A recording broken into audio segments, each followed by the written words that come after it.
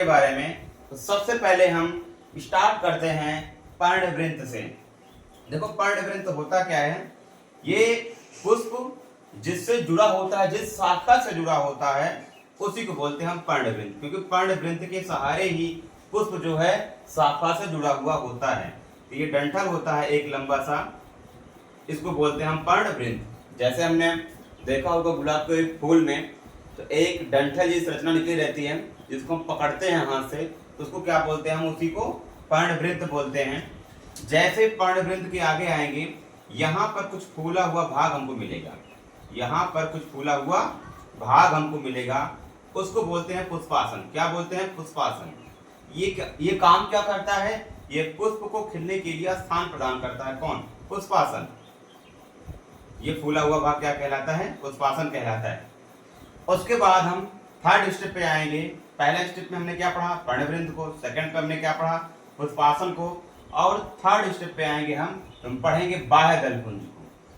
ये हमारा क्या है? ये हमारा है बाह्य दलपुंज। ये हमारा क्या है? बाह्य दलपुंज है। प्रायः ये क्या कैसा होता है? ये हरे रंग का होता है।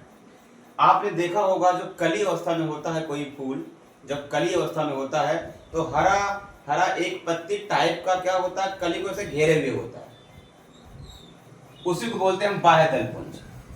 ये काम क्या करता है? ये कलियों की सुरक्षा प्रदान करता है। कलियों की क्या करता है? सुरक्षा प्रदान करता है, जिससे हमारी कलियां वो खराब ना हो। आई बात समझ में? तो इसको बोलते हैं हम बाह्य दलपुंज। ये कैसा होता है? हरा भाग होता है। और काम क्या होता है? कलियों की सुरक्षा करना। यहां पर लिख दे रहे हैं कार्य क्या होता है इसका? कलियों की सुरक्षा करना। उसके बाद आगे चलेंगे, हम देखते हैं ये रंग बिरंगा पार्ट जिसको हम फूल भी बोलते हैं, इसको बोलते हैं हम दलपुंज। क्या बोलते हैं? दलपुंज। नंबर 4 पे किसको पढ़ेंगे हम? दलपुंज। इसको क्या बोलते हैं? दलपुंज बोलते हैं। ये रंगीन होता है। दलपुंज कैसा होता है? ये रंगीन होता है। इसका काम क्या होता है कि अपने रंगों की वजह से कीटों को आकर्षित करता है परागण के लिए। किसको आकर्षित करता है? ये कीटों को आकर्षित करता है। कीटों को आकर्षित करता है। किसके लिए आकर्षित करता है? परागण के लिए। तो रंग बिरंगा इसीलिए होता है। तो इसको क्या बोलते हैं हम? दलपुंज बोलते हैं। उसके आगे जब बढ़ेंगे 5वें स्टेप पर, तो हम देखेंगे यहां पर पुमंग को। पुमंग माने होता है नर भाग। नर भाग। तो पुमंग के बारे में जानेंगे हम। देखो पुमंग कुछ इस तरीके से होता है, जिसमें जो एक डंठल जैसी संरचना निकली रहती है, यानी क्षण जैसी संरचना निकली रहती है, इसको हम क्या बोलते हैं? इसको बोलते हैं कुतंतु बोलते हैं। क्या बोलते हैं हम इसको? कुतंतु बोलते हैं। और उसके बाद जैसे ऊपर आएंगे हमको क्या दिखेगा? परागकोश। क्या दिखेगा? परागकोश दिखेगा। अब परागकोश हम देखते हैं जो कि जुड़ा हुआ है, क्योंकि यहाँ पर 2 परागकोश हमको दिख रहे हैं। तो यहाँ पर जुड़ा हुआ है योजी से। योजी का काम क्या होता है? परागकोशों को आपस में जोड़ के रखना। अब इन्हीं परागकोशों में हमारा क्या बनता है? लघु बीजाणु बनता है। लघु बीजाणु बनता है। क्या बनता है? लघु बीजाणु, या परागकण बोलते हैं, या परागकण।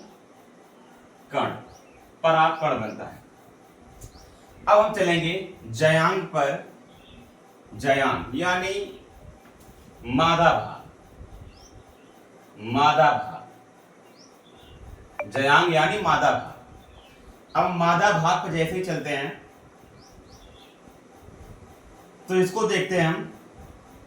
तो इसके सबसे ऊपरी भाग को बोलते हैं हम वर्तिकाग्र बोलते हैं। क्या बोलते हैं? वर्तिकाग्र बोलते हैं। और इस बीच वाले भाग को बोलते हैं वर्तिका। क्या बोलते हैं? वर्तिका बोलते हैं। और उसके नीचे आएंगे तो जो फूला हुआ भाग रहता है, ये फूला हुआ भाग है ये वाला, तो इस फूले हुए भाग को हम क्या बोलते हैं? अंडाशय बोलते हैं। क्या बोलते हैं? अंडाशय बोलते हैं। अब अंडाशय में यहां पर बीजांड उपस्थित होता है। क्या उपस्थित होता है? बीजांड। यहां पर ये वाला भाग, इसको क्या बोलते हैं? बीजांड बोलते हैं। यहीं पर किसका निर्माण होता है? अंडों का निर्माण होता है। अंडों का निर्माण होता है कहां पर? बीजांड में। तो मैंने समझा, हम सब ने समझा